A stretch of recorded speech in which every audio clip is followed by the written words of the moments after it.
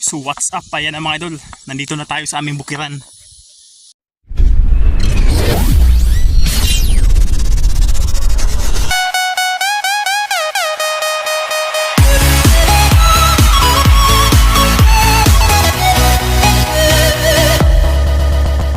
So ayan.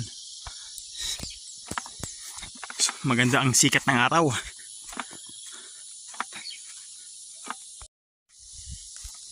So ayan, briskong hangin, magandang tanawin. So at ito na mga idol, nakarating na tayo sa aming bukid. Ayan ang payag o kubo sa aking kapatid. So ayan, may mga kuting alagang manok dito mga idol. Goods na gawing sinawawan. So ayan, peaceful at matahimik na lugar.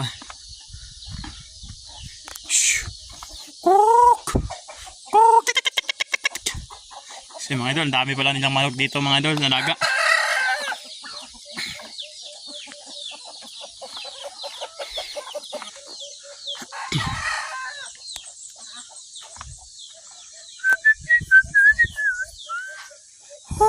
Peaceful.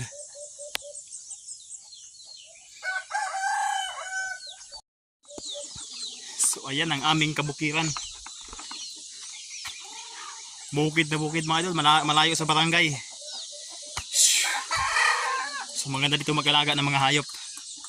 Manok, baboy, kailangan lang bantayan para hindi kainin ng mga ahas. Yung agila. So ayan, gumahan. So ayan. So lagpas isang taon din tayo mga idol. Isang taon din tayong hindi nakabalik dito. Ayan, malaking puno ng santol, mababa lang. So ayan mga idol, ang daming mga alaga sa aking kapatid. Mga native chicken mga idol. Ayan, nag-aantay ng mga kain.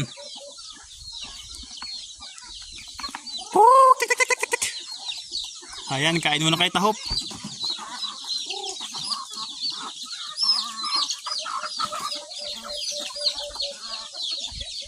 Yan.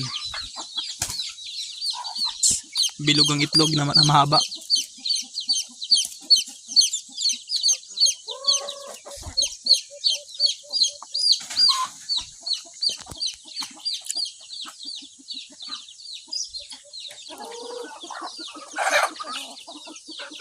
Nabali ang paa.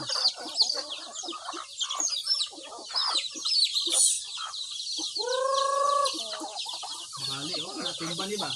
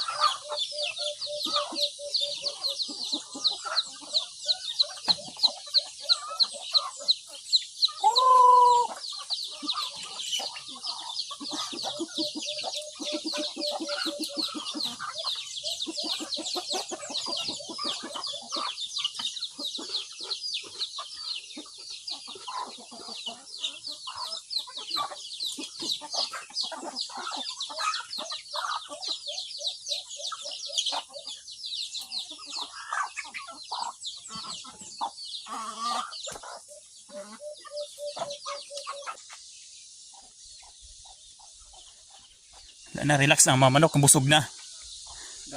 Dahan kinakong pagkaon nila. Ikuha mo ni Papa yung manukan sa ibaw, gibali man re.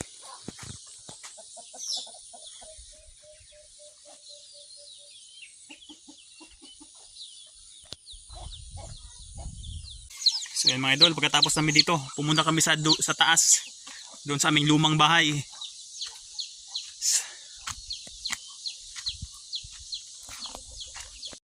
So yan mga idol, bagong tanim na mga niyog. Ito daw yung parte ko dito. Ito daw yung makukuha kong mana. Alright. 1 hektar. Yan doon sa baba mga idol ang ano namin, tabay o pinagkukunan ng tubig na maiinom.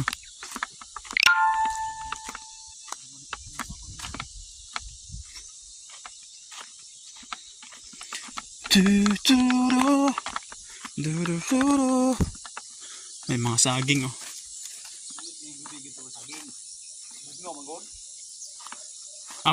Mao na na. Mao na nang tubiga paingon dito sa boss. Iya mao. Lahi pula.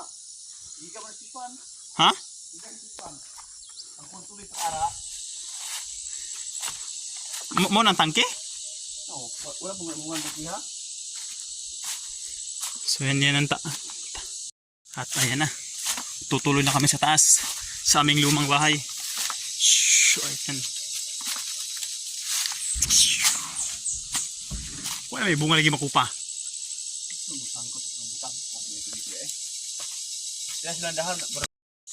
So ito na mga idol, nandito na tayo sa aming lumang bahay sa bukid.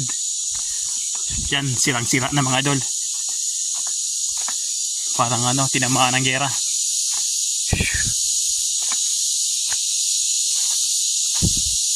Wala na kasi nakatira mga idol, no?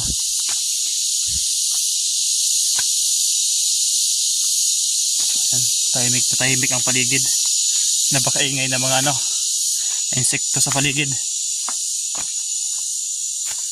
Napakatahimik kasi nga walang ano, walang kapitbahay.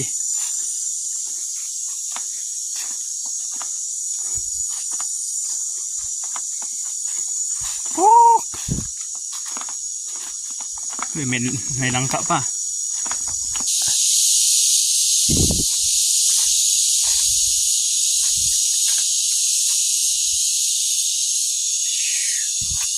So ayan, peaceful na peaceful.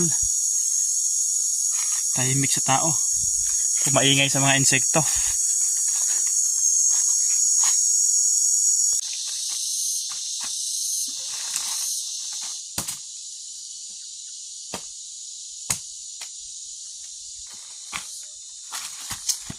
Yan mga idol, sira pero matamis pa rin. Oh, ang sarap, ang tamis.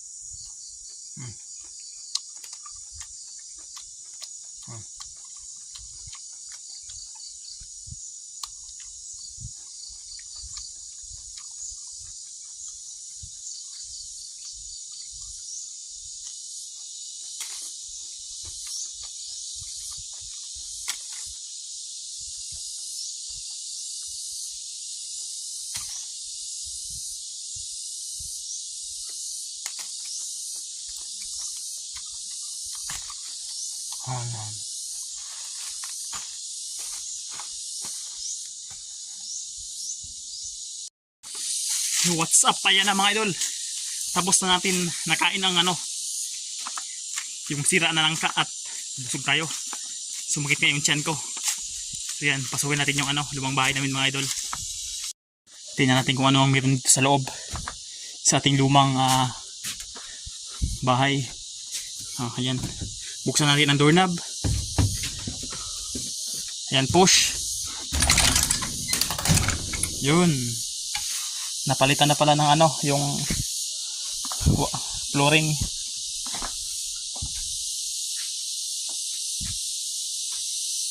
Ayan, napalitan na pala ng, dati butas-butas to eh. Ayan na. Sirang-sira na. Talagang wala nang nag-aalaga. Wala nang nakatira dito mga idol. So yan, full stampak na mga basura. Bolo. Ayan mga idol, ang aming lumang ano, corn machine. Diyan kami naggiling ng mga mais dati mga idol para maging ano, bigas sa amin pa yung lulo. Ayan, isa pa maliit. Ito ang kwarto mga idol, no? Isang kwarto. Tapos pangalawang kwarto sa likod. Ayan.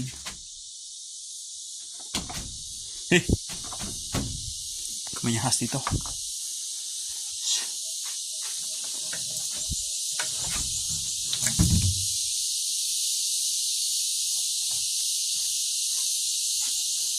Wala na.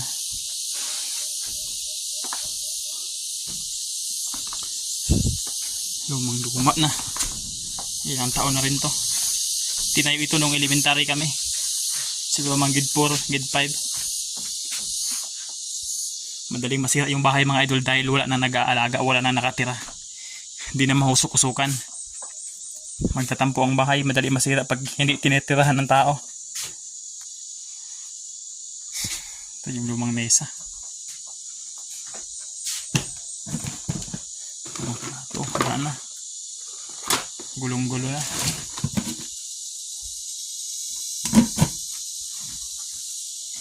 Yan, mukha pa ni Coco Martin ha.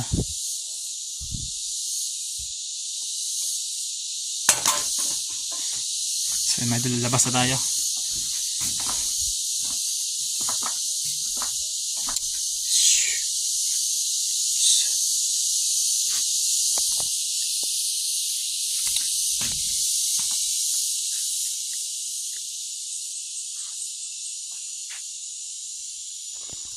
So mga idol, ang init. Antayin ko saglit ang aking kapatid. Nandun na pala sa baba, nauna na. So yan, balik na tayo mga idol sa sentro. Doon sa kubo na aking kapatid. Isarado ko lang muna saglit ang aming doorknob.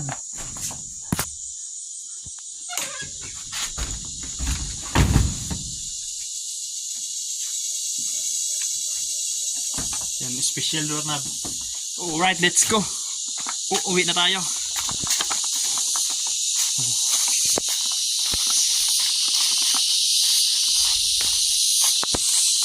Ayan mga idol, nandito na ulit tayo sa payag ng aking kapatid. So yan, may nakita tayong saging dito na natumba. So yan.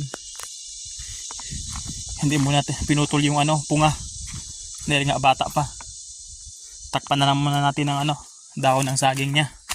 Para hindi masunog sa init ng araw.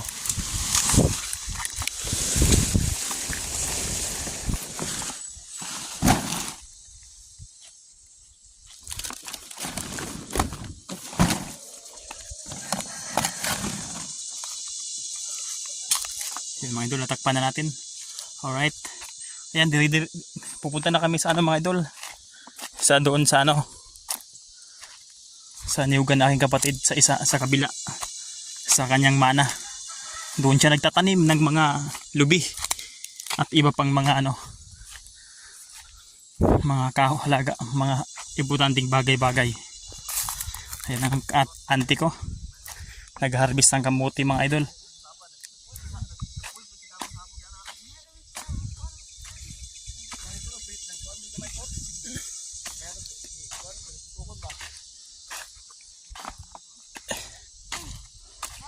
Yo, what's up? Gapon natin. Oh, ayan. Kamuti. Ya, una-una lang ito. Hapit sa amin dito.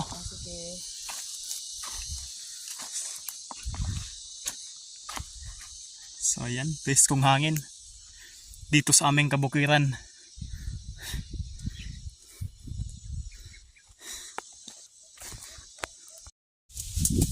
So yun mga idol, sakita ng service natin.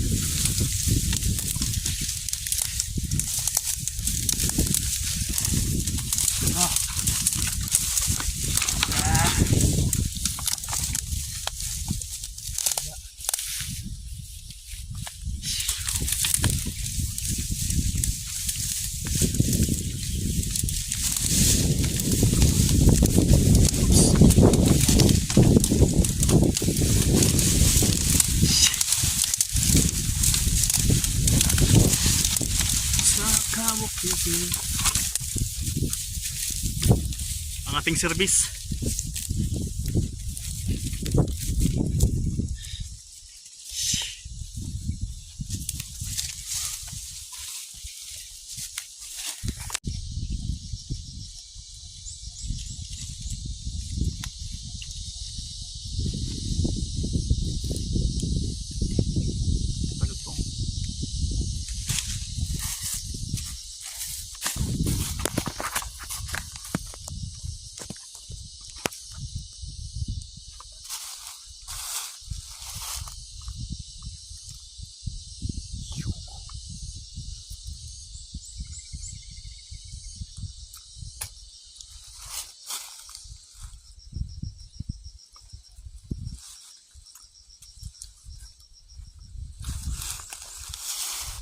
Ang kami. Mga idol, ang aming israpol dito sa bukid. Ang daming hinog mga idol. Nandun ang banda sa taas. Yung dito sa baba, nauubos-ubos na. Kasi ang daming mga kabataan na umakyat dito. At itong nasa baba ang madaling makuha nila. So yan, nagpapalamig si Kalabaw. Nagpapalamig sa swimming pool.